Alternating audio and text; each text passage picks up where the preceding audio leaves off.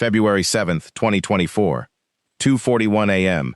Temperature northeast of Bakhmut, -17°C. A Russian Orlan-10 reconnaissance drone circled at 2,300 meters. Its thermal camera swept the snow-covered tree line below in a slow mechanical arc. The operator, sitting in a heated command post 4 kilometers to the east, stared at a blank screen. Where there should have been thermal signatures, the bright white heat of human bodies moving through frozen terrain, there was nothing. Just the gray monotone of snow and frozen earth and birch trees that had been standing since before the war. 31 Ukrainian soldiers had just vanished from the screen. The operator blinked. He checked his gain settings. He swept the camera left and scanned the drainage channel. Nothing. He transmitted a single report over the encrypted radio net. The translation, from a captured field document later recovered by Ukrainian forces: thermal coverage negative, sector 7-4 clear, no movement observed. He was wrong. Those 31 soldiers were still moving. They were crossing a 3-kilometer corridor that satellite imagery had marked as impassable due to mines. They were moving beneath the detection threshold of the Orlan-10's thermal camera, and they were wearing chemical cooling blankets that had suppressed their body heat to within 2 degrees of the ambient air temperature outside. What the Russian operator didn't know, what Russian command wouldn't understand until it was too late, was that this was no patrol, no reconnaissance element. This was the Snow Tigers, the call sign Russian intelligence had assigned, in field documents Ukrainian forces would later recover, to a specific platoon-level assault element from Ukraine's 3rd Assault Brigade. In the next 33 minutes, those 31 soldiers would overrun 2 Russian fortified positions northeast of Bakhmut. They would destroy a command relay node the Russian 72nd Motorized Rifle Brigade had spent 6 weeks constructing and hardening. They would capture 3 field radios containing 2 weeks of encrypted traffic from the Russian artillery coordination net. And they would withdraw before a single effective Russian counterattack could be mounted. The mission never appeared in official Ukrainian communiques. No news agency reported it. The Russian Ministry of Defense later described the sector as stable and under control. The thermal footage from the Orlan-10 tells a different story. This is that story, reconstructed from the recovered drone feed, 3 captured field radios, the classified after-action review completed in March 2024, and a recorded debrief with the platoon sergeant who planned and led the ground assault. The sergeant's call sign is Sokol, Falcon, in Ukrainian. His real name is Mykhailo Hrytsenko. He is 29 years old. He has been fighting near Bakhmut since August 2022. What he describes from that February night is one of the most precisely executed cold-weather assault operations documented in this war. And the method he used to make 31 soldiers disappear from thermal surveillance has since been flagged in classified defense assessments across at least 4 NATO member states. Here's how it began. The 3rd Separate Assault Brigade was formed in 2022 from veterans drawn from the Azov Regiment, territorial defense battalions, and former National Police special units. It built its reputation in some of the most brutal urban combat of the full-scale war. Bakhmut, the industrial periphery of Avdiivka, the grinding attrition battles that defined the Donbass through 2022 and 2023. By the time this story begins, the brigade had been operating continuously in the Bakhmut sector for 14 consecutive months. They had mapped the Russian defensive network with a granularity that NATO intelligence officers later described, in a classified summary, as exceptional for a unit operating at that operational tempo. Lieutenant Dmytro Kovalenko commanded the company that would become the Snow Tigers. He was 26 years old. Before the full-scale invasion in February 2022, he had been a civil engineering student at the Kharkiv National University of Civil Engineering and Architecture. He dropped out in the first week of the invasion and drove to the recruitment office. He was assigned to a territorial defense unit, transferred to the 3rd Assault Brigade 9 months later, and given command of a reconnaissance company based on his field record. He had a habit his platoon commanders noted in unit evaluations. Before any significant briefing, he would sketch terrain features from memory onto grid paper, then cross-reference his sketch against aerial imagery to find discrepancies between what the satellite recorded and what his people had observed on the ground. He said it helped him find what the cameras missed. It was Kovalenko who noticed the gap. The Russian defensive line northeast of Bakhmut ran along a shallow ridgeline anchored by 2 fortified positions that Ukrainian intelligence had codenamed Kylymnyk-North and Kylymnyk-South. Between those positions and the tree line to the west was a 3-kilometer corridor of open ground mixed with dense frozen birch and pine growth. Ukrainian mine clearance teams had assessed it as impassable after initial reconnaissance in November 2023. Satellite imagery from that period showed the corridor seeded with anti-personnel mines in a double-row pattern, with secondary anti-vehicle mines on the northern approach. The assessment was entered into the brigade's terrain database as a hard boundary. Kovalenko studied the imagery through January. He pulled every available archive frame, satellite passes, drone overflights, aircraft reconnaissance imagery, back to September 2023, when Russian forces had laid the mines during a period of persistent rain and soft ground. He compared mine indicator positions in the September imagery against the October and November frames. The indicators had shifted. The ground had frozen and thawed twice between September and November. Several pressure plate mines had likely displaced or deactivated from ground movement. More importantly, the double-row pattern showed an irregular gap near the center of the corridor, in a section bordering a frozen drainage channel running roughly north to south through the tree line. The drainage channel, Kovalenko argued, had created a natural runoff zone during the September rain. The mine-laying crews had avoided its immediate banks. The gap existed. He requested a reconnaissance mission to verify, approved January 19th. 2 soldiers went in on January 22nd. Kovalenko didn't name them in the debrief, and their identities remained protected. They spent 4 hours inside the corridor, moving through the most heavily imaged section with metal detectors and manual probes. They confirmed the gap near the drainage channel. They cleared and marked a route 40 meters wide through the center section, placing small strips of luminescent tape visible only through night vision optics. The passable corridor was real and traversable. What remained was the thermal problem. Ukrainian signals intelligence had been tracking the Russian Orlan-10 rotation pattern over this sector for 6 weeks. The picture was precise enough to establish not just timing, but altitude, orbital radius, and the handoff procedure between rotations. The first drone operated from dusk until approximately 3 a.m. A second rotation drone arrived at 3:15 a.m. and assumed coverage. Between the first drone departing its orbit and the second establishing its own, there was a gap. It averaged 9 minutes. It had been as short as 7 and as long as 11. 9 minutes. That was the window. That was the entire operational concept. 9 minutes to move 31 soldiers across 3 kilometers of mined and open ground into the Russian defensive perimeter, complete the mission, and begin extraction. If any part of that slipped, if the first drone stayed on station longer than expected, if the second arrived early, if anyone moved too slowly or tripped on frozen ground, the Orlan-10's thermal camera would pick them up. At the drone's operational altitude, a standing human body in winter gear generates a signature clear enough to direct artillery within minutes. Kovalenko understood the math. He needed his people to not read as human on a thermal feed. Even if they hit the 9-minute window perfectly, any soldiers still in open ground when the second drone arrived would be detected. He needed his soldiers to be cold. The solution came from a conversation with a civilian procurement volunteer in Dnipro named Serhiy Verbitsky.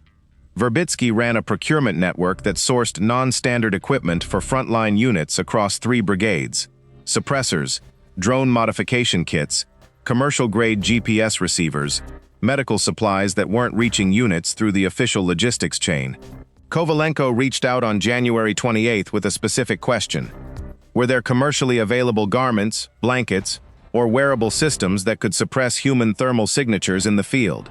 Verbitsky spent 4 days making calls. He contacted industrial suppliers in Ukraine, Poland, and Germany. He called a former colleague who had worked in emergency chemical response. He found the answer in a procurement catalog from a Polish industrial supply company based in Wrocław. Endothermic cooling blankets, designed originally for emergency response in industrial chemical fires to lower exposed skin surface temperature, were available in bulk. The blankets contained internal pouches filled with ammonium nitrate crystals and water. When the pouches were activated, a manual crack, similar to the mechanism of a cold pack used in sports medicine, the chemical reaction started immediately. The blanket surface temperature dropped approximately 15 degrees Celsius within 90 seconds of activation and held that temperature for 20 to 25 minutes. Cost per unit, $340. Verbitsky sourced 35 units through a procurement chain running through Warsaw. Shipment confirmation came through January 31st. The blankets arrived at the brigade forward position on February 3, 2024. Kovalenko ran an immediate field test. 3 volunteers wore the activated blankets over their standard winter combat uniforms and moved across a snow-covered field at the rear of the brigade position, while a DJI Mavic 3T, a commercial thermal drone available for approximately $2,000, surveyed from overhead at 300 meters. The results were, in Kovalenko's words from the debrief recording, remarkable. The 3 soldiers appeared on the thermal feed as faint, slightly warm patches, barely warmer than the background snow, not meaningfully different from the ambient temperature reading of the frozen tree line. The commercial drone's processor flagged no human targets. At the altitude the Orlan-10 operated, using the same FLIR technology at longer range, the signatures would fall further beneath detection threshold. The cooling blankets worked. He had the window, he had the route, he had the method. Now he had to make sure nothing failed in the minutes before the window opened. The operation was scheduled for February 7th. The date was deliberate. Military meteorology forecasting showed the 7th would produce a temperature drop to -17 by 2 a.m., with clear skies and no precipitation. Cold ambient temperatures mattered. The lower the background temperature, the smaller the relative difference between the cooled blanket surface and the surroundings, making detection harder. Clear skies meant the frozen ground wouldn't develop soft spots from snowmelt. Frozen ground meant no footprints visible to daytime reconnaissance after the assault. The assault force was organized into 3 elements. A breach team of 7 soldiers, all from the brigade's reconnaissance company, experienced in close target reconnaissance, would cross the corridor first and establish a security perimeter on the far side. The assault element of 16 soldiers, organized into 2 8-man sections under Sergeant Hrytsenko, would follow behind the breach team. A rear security and communications element of 8 soldiers would remain at the line of departure, maintaining radio contact and holding the capability to call for emergency fire support if the mission went wrong. One of those 8 was Corporal Vasyl Petrenko. He was 22 years old, from Sumy, a radio operator who had joined the brigade 8 months earlier. On the night of February 7th, Petrenko sat at a 3 radio monitoring station in the ruins of the farmstead staging point, tracking 3 frequencies simultaneously: the brigade command net, the assault element's internal net, and the partially decrypted Russian tactical frequency that Ukrainian signals intelligence had been monitoring. His instructions were simple. If Russian forces showed any sign of awareness of the assault, Petrenko would transmit a single code word on the assault element's net. He is the reason 31 soldiers came home that night. We will get to that. The insertion route began at a destroyed farmstead, 3 kilometers west of the target positions. Its walls still stood, stone construction from before the Soviet era, but the roof had collapsed inward under the weight of winter snow. Ukrainian forces had used it as a staging position for months. Russian forces knew about it and had never consistently suppressed it, because it sat outside reliable mortar range and had never been prioritized for artillery. The 31 soldiers gathered inside the farmstead walls at 12:45 a.m., February 7th. They ate cold rations, no heating elements, nothing that would generate infrared light or heat signature in the open structure. They checked equipment 3 times over the course of the wait: PKM machine guns, AK-74M rifles, RPG-7 launchers with both anti-armor and thermobaric warheads, medical kits, fragmentation grenades, signal flares for emergency extraction. The cooling blankets were pre-staged in individual bags, not yet activated, their chemical pouches intact. Kovalenko walked through the breach team one final time at 1:55 a.m. He reviewed each soldier's specific assignment at the corridor crossing and inside the target perimeter.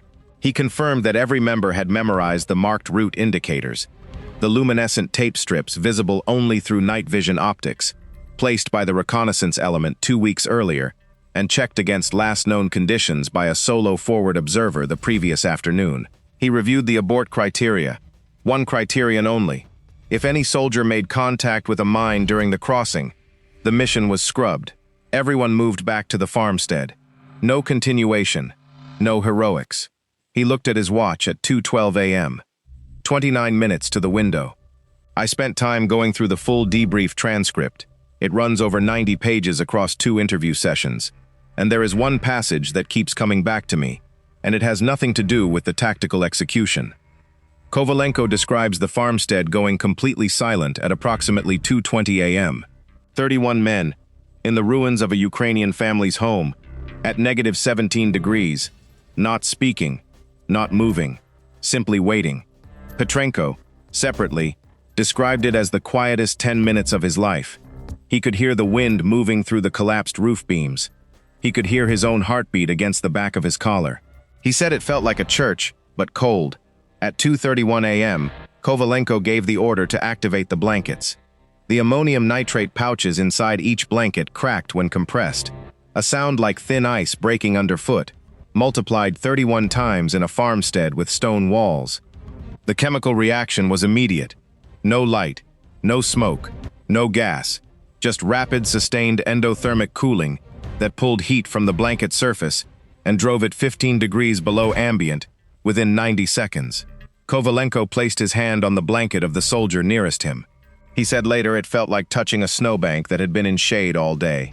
The 31 soldiers moved out of the farmstead at 2:36 a.m. The breach team reached the western edge of the corridor at 2:43 a.m. Ukrainian signals intelligence was still showing the first Orlan-10 on station and orbiting.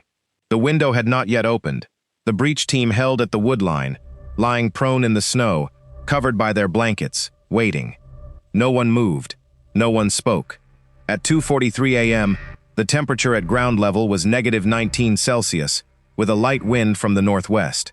At 2:47 a.m., the first drone's transmissions went quiet. The second rotation had not yet arrived. The window had opened. Kovalenko's hand signal traveled down the line in under 2 seconds. The breach team entered the corridor at a dead sprint. Not the careful, probe-every-step advance of standard mine clearance movement. A sprint, along the marked route cleared 2 weeks earlier, following strips of luminescent tape visible only through night vision optics. 7 soldiers moving as fast as heavy winter kit and frozen ground would allow, knowing that a single step off the marked path could kill the man who made it and scatter the soldiers behind him. The cleared section was 300 meters. The breach team covered it in 4 minutes and 12 seconds. The assault element followed immediately. 2 columns of 8 soldiers each, spacing themselves 3 meters apart, running the same marked route, following the same tape strips. The spacing was Kovalenko's specific instruction, not the standard 5-meter combat spacing that minimized fragmentation risk, but 3 meters, chosen to keep the assault element compact enough that a single sensor sweep of the corridor would see no obvious pattern of separation. They were not trying to minimize fragmentation risk. They were trying to look, if any fragment of their thermal signatures appeared on a screen, like terrain noise rather than a moving unit. The rear of the assault element cleared the corridor at 2:53 a.m. 3 minutes to spare. The Orlan-10 that arrived to begin the second rotation reached its orbital altitude at 3:02 a.m. Its thermal camera swept the corridor in the standard left-to-right pattern documented in the SIGINT archive. The recording Ukrainian intelligence later extracted from the recovered SD card shows the sweep clearly. The corridor reads cold, nothing. Background noise of frozen trees and snow. The operator, different from the one on the first rotation, logged the sector clear at 3:04 a.m. At 3:04 a.m., the breach team was already inside the perimeter wire of Kylymnyk-South. The Russian fortification at Kylymnyk-South was a compound of 4 dugouts linked by communication trenches, with overhead cover of corrugated metal sheeting packed with 30 centimeters of compressed earth. Protection sufficient to survive anything smaller than a direct 120mm mortar hit. Professional construction. The Russian 72nd Motorized Rifle Brigade had been fortifying this position since August 2023. It housed 16 soldiers on any given night rotation, along with the primary target of the assault, a communications relay node consisting of a rack of Russian military radio equipment and an encrypted SATCOM terminal that the brigade's headquarters was using to coordinate artillery requests across a 12-kilometer frontage of the Bakhmut sector. The relay node was the mission, not the soldiers, not the dugouts, the node. Kovalenko had been explicit during planning. No engagement of Russian personnel unless unavoidable. The goal was to reach the communications equipment, photograph everything, extract whatever could be extracted, destroy what couldn't be moved, take the field radios from the equipment rack and withdraw. If the Russian garrison at Kylymnyk-South remained asleep, which the intelligence assessment suggested was likely, given 11 consecutive days of no Ukrainian activity and a quiet sector assessment, the assault element would work in complete silence. They almost managed it. Here's what intelligence had failed to predict. 3 days before the assault, the Russian 72nd Brigade had issued a new sentry rotation schedule to all positions in the sector. Standard administrative change. The old schedule had run more than 3 weeks, long enough to generate predictable patterns that Russian internal security protocols flagged for rotation. The new schedule assigned a sentry posting at 3 a.m. at Kylymnyk-South, a timing slot that hadn't appeared in the previous rotation and that Ukrainian intelligence hadn't anticipated. At 3:06 a.m., a Russian sentry stepped out of the main dugout entrance and walked toward a cleared area near the perimeter wire for a cigarette. He was 18 meters from the first Ukrainian soldier of the breach team. Sergeant Hrytsenko, Sokil, was that soldier. He saw the dugout door open. He saw the light from inside spill for a moment into the snow. He saw the sentry step out and start walking. What happened in the next 4 seconds determined whether 31 people came home. Hrytsenko did not reach for his weapon. He pressed himself flat against the earthen wall of the communication trench he had just entered, 2 meters down in shadow. He made a hand signal to the nearest breach team soldier. The signal traveled back through the column. Freeze! The sentry walked to his spot. He pulled a cigarette from a chest pocket. He struck a lighter. Once, twice. The third time it caught. He inhaled. He exhaled a slow cloud of vapor that the cold immediately dissolved. He looked out at the snow. He was wearing a Russian army field jacket and a wool cap with the ear flaps down. His rifle was on his shoulder, muzzle down. He was not alert. He was cold and tired and wanted to finish the cigarette. He stood there for 1 minute and 40 seconds. Hrytsenko counted every second. Then the sentry dropped the cigarette butt into the snow, turned, walked back to the dugout, pulled the door open and went inside. The light disappeared. The position was dark again. Hrytsenko exhaled. Then he moved. The communications relay node was in the largest of the 4 dugouts, at the center of the compound. The assault element reached it at 3:11 a.m. The dugout interior held 2 sleeping Russian soldiers in addition to the equipment rack. Both were on folding cots. Both had their boots on.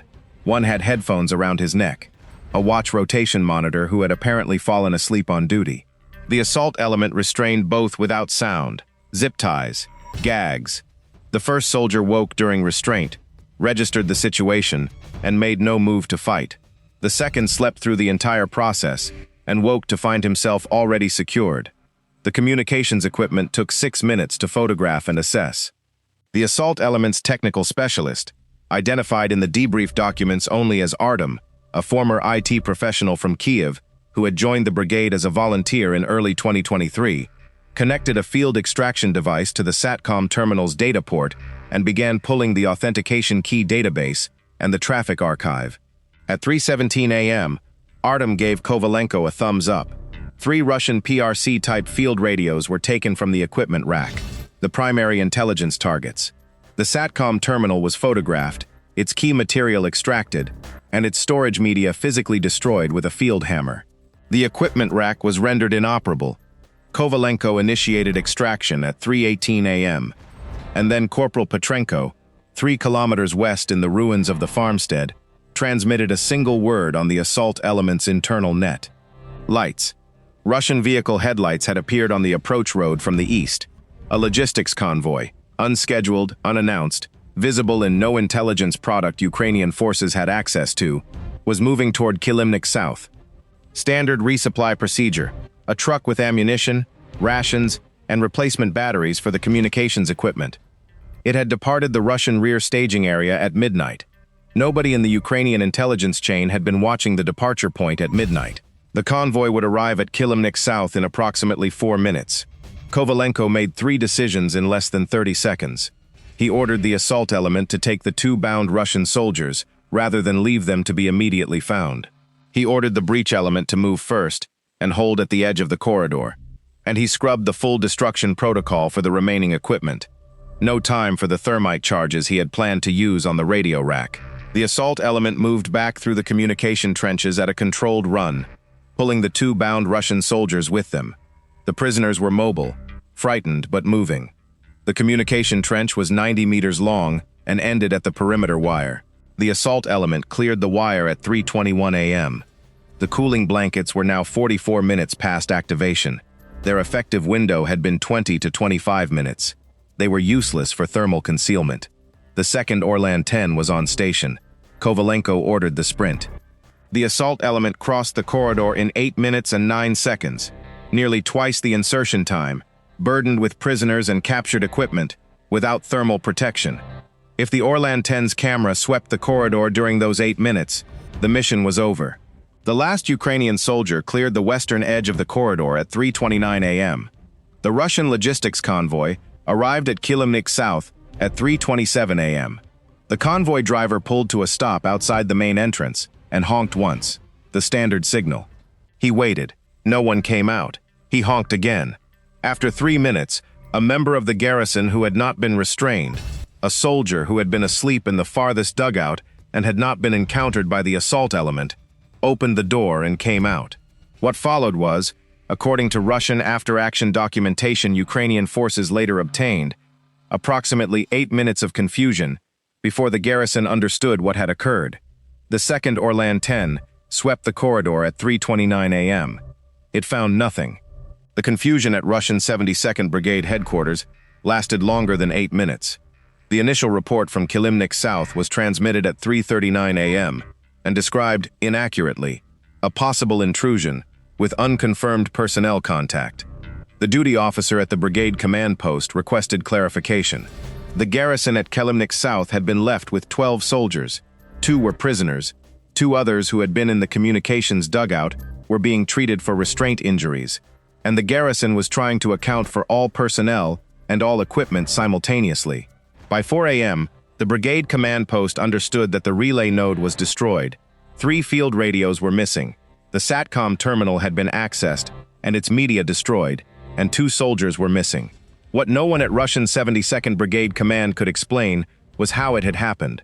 The thermal surveillance record for the night showed a clean corridor. No signatures, no movement. The Orlan-10 footage from both rotations showed the same thing: empty terrain. The sector had been assessed quiet as recently as 3:04 a.m. The garrison had not been engaged in firefight. The communication trenches showed no blood. There were no spent casings in the dugout. 31 soldiers had walked into a fortified Russian position, destroyed its communications node, taken its radios and its prisoners, and walked out. The Orlan-10 that had covered the 2:47 a.m. to 3:02 a.m. window was shot down at 6:47 a.m. that same morning by a Ukrainian electronic warfare team using a signal jamming sequence that severed the drone's data link and caused it to lose altitude and crash 6 kilometers inside Russian-controlled territory. The crash site was in a field that became accessible to Ukrainian forces following a front-line adjustment 10 days later. When Ukrainian forces reached the wreckage, the SD card was intact. It contained 4 hours and 11 minutes of thermal footage, including the 9 minutes. Ukrainian thermal imagery analyst Yuliya Marchenko received the footage at a processing facility in Dnipro on February 20, 2024. She had worked in military imagery analysis since 2022, previously in satellite imagery assessment for the State Space Agency of Ukraine. She spent 3 days reviewing the recovered footage, processing it through enhancement algorithms, and writing her analysis. What the footage shows, frame by frame. At 2:47 a.m., the frame reads cold, blank. The cursor of Marchenko's analysis software shows standard background noise across the entire frame. And then, at the timestamp marked 2:47:13, in the lower left quadrant of the frame, near the drainage channel, there is a disturbance, a cluster of pixels marginally warmer than the surrounding snowpack, not warm enough to generate an alert on the Orlan-10's onboard processing system, barely differentiated from background noise, but moving. 31 faint, near-invisible heat signatures, moving in 2 columns through the cleared corridor. Marchenko described the experience of watching it in her written analysis. The signatures are present, but below automated detection threshold. They appear as slight temperature variations, approximately plus 1.8 to 2.1 degrees Celsius above background in the cooled blanket zones, compared to the approximately plus 4.5 to 6 degrees Celsius typical of a human body in cold weather gear at this altitude. A trained operator reviewing the enhanced footage manually might have flagged the signatures. The Orlan-10's automated processing would not. The original operator, reviewing the raw feed in real time without enhancement, almost certainly saw nothing of significance. She added one sentence at the end that was subsequently quoted in the NATO assessment that followed. This represents the first confirmed use of commercially sourced endothermic blankets to defeat military thermal surveillance in active combat operations. The most surprising thing about this case isn't the tactical audacity. Ukrainian forces have shown comparable courage throughout this war. It's where the solution came from. The cooling blankets came from an industrial supply catalog. The procurement was handled by a civilian volunteer. The field test was run by a former engineering student in a snow-covered field behind the brigade's rear position. The answer to a problem that has occupied military research programs in multiple countries for decades was sourced, procured, tested, and deployed in 11 days for $11,900 in total materials. That detail sat with me longer than anything else in this file. The captured Orlan-10 footage and Marchenko's analysis were shared with Ukrainian military leadership and with NATO intelligence liaisons attending a briefing in Warsaw on March 4, 2024. The after-action review of the Kylymnyk-South operation was formally completed March 12. The classified document runs 47 pages. The headline tactical finding was what you would expect: precise planning, disciplined execution, accurate intelligence on the thermal coverage gap, effective use of the cooling blanket system, standard debrief language. The second finding was the one that generated discussion. Here's the take that will probably draw pushback. The Russian failure at Kylymnyk-South wasn't primarily a tactical failure, and it wasn't an intelligence failure. It was a doctrinal failure, built into the design of their surveillance systems. Russian thermal surveillance doctrine, the doctrine governing how the Orlan-10's onboard processing algorithms are calibrated and how operators are trained to read thermal feeds, is built on an assumption that human body heat is a constant positive variable. An enemy force will always read warmer than winter background. That assumption was codified in the Orlan-10's detection threshold parameters, set to flag signatures above a specific temperature differential above ambient. Those parameters were set years before this war, and never updated for a threat environment in which a civilian procurement volunteer could source endothermic blankets from a Polish catalog. The system was designed to find what was there. It had no protocol for finding what should have been there but wasn't. Ukrainian forces asked the different question, and the different question was worth more than a $45,000 surveillance drone. What would you have done, as the Russian thermal operator at 2:47 a.m., reviewing a feed your algorithm said was clear? Would you have trusted the automation? Would you have zoomed in on the drainage channel, where Marchenko's analysis would later show the faint signatures? We read every comment on this, and genuinely want to know, at what point does trust in automated detection become a vulnerability? 3 Russian field radios were delivered to Ukrainian military intelligence in Dnipro on February 9th. Artem's extraction device had pulled a partial authentication key database, which gave analysts access to 2 weeks of archived traffic. The analysis took 11 days. What the archive contained was operationally significant in a specific way. It showed the Russian 72nd Brigade's artillery coordination traffic in a pattern that revealed predictable target cycling behavior. Russian fire missions in the Bakhmut sector were repeating against the same grid references in a rotation with a cycle period of approximately 63 hours. The brigade's counter-battery staff used this information to pre-position counter-fire assets. On February 22, 2024, the predicted fire cycle repeated on schedule. Russian artillery opened fire on the expected grid references. Ukrainian counter-battery radar tracked the shell trajectories and determined firing positions. Ukrainian artillery responded with a coordinated 6-battery fire mission. 2 Russian self-propelled howitzers were destroyed. 1 command track was rendered inoperable. The post-action value assessment attributed to the Kylymnyk-South radio captures a contribution to the destruction of equipment valued at approximately $4.7 million. The mission had cost 0 Ukrainian casualties and $11,900 in cooling blankets. Here's what this tells us about the war. 2 years into the full-scale invasion, the most consequential innovation on the Ukrainian side isn't any single weapon system. It is the institutional culture that allows a 26-year-old with an engineering background to identify a doctrinal gap in Russian surveillance, a civilian volunteer to source an off-the-shelf industrial solution, and a 31-person assault element to execute a mission based on a test conducted in a rear area field 10 days before the operation. That culture of distributed, improvised problem-solving, what defense analysts call edge innovation, is producing operational results that formal defense procurement programs cannot match at any price point. The Russian military, meanwhile, continued operating a surveillance doctrine calibrated to a threat that no longer existed in the same form. Both of those things were true on February 7, 2024.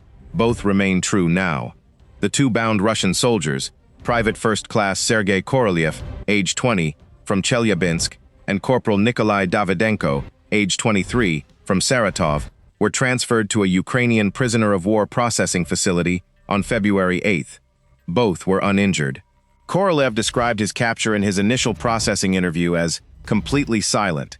He said he woke to find himself restrained and being moved through a dark trench. He thought for several minutes that he had been taken by Russian special forces on an unannounced training exercise, because the soldiers moving him were so quiet and their movements were so controlled. He didn't realize he was a prisoner until he saw the Ukrainian military patches on the soldiers' sleeves. Davydenko slept through his own restraint and woke already secured. Both men were unharmed and were later exchanged in a prisoner swap. On the Ukrainian side, Sergeant Hrytsenko returned to operations with the 3rd Assault Brigade the following week. Lieutenant Kovalenko was, according to sources familiar with the operation, submitted for a state decoration, the Order for Courage, 3rd class. Whether that decoration was formally awarded has not been confirmed in any open source. The 8 soldiers of the rear security element, including Corporal Petrenko, received unit commendations. Petrenko's citation specifically noted his role in detecting the approaching convoy and transmitting the warning that enabled the assault element's extraction before the convoy arrived. Serhiy Verbitsky, the procurement volunteer in Dnipro who sourced the cooling blankets from the Polish industrial catalog, continued his procurement network after the operation. He was asked, in a later interview, whether he had understood the significance of what the blankets would be used for when he sourced them. His answer was short. He said, "I just thought they needed to be warm, or cold, whichever helped." What he found in that catalog may be studied in military science programs for years. The after-action assessments classified distribution list included defense attaches from 4 NATO member states. Within 3 months of the Warsaw briefing, at least 2 of those states had initiated procurement evaluations of similar endothermic cooling systems for their own special operations forces. On the Russian side, the response was observable. By March 2024, Ukrainian signals intelligence, monitoring the Orlan-10 rotation patterns over the Bakhmut sector, showed a change. The rotation overlap had been increased. The gap between first and second drone rotations, the 9-minute window Kovalenko had used, had been reduced to an average of 4 minutes. The specific gap that 31 soldiers had used to become invisible was closed, but the information from the 3 radios had already been analyzed. The artillery position data had already been used. The 52-second sentry interaction that Hrytsenko had survived by pressing himself into a trench wall in the dark had already been survived. The Russian military blogging ecosystem, the Telegram channels and live journals that serve as informal open-source intelligence for the Russian army, reported on February 11th that a Ukrainian sabotage group had attacked positions northeast of Bakhmut. The report claimed the assault had been repelled with enemy casualties. No Ukrainian casualties were mentioned, because there were none to report. The Snow Tigers were never officially acknowledged. Yuliya Marchenko's 47-page thermal analysis remains classified. The SD card from the recovered Orlan-10 is stored in a Ukrainian military evidence facility in Dnipro. The cooling blankets, or what is left of them, the chemical reaction having exhausted itself within the first 25 minutes, were photographed, catalogued, and retained as part of the after-action documentation. 3 kilometers of frozen tree line northeast of Bakhmut witnessed something on the night of February 7th that the camera watching it could not see. The soldiers who crossed that corridor in 9 minutes were carrying industrial blankets that cost less than the fuel in the drone overhead.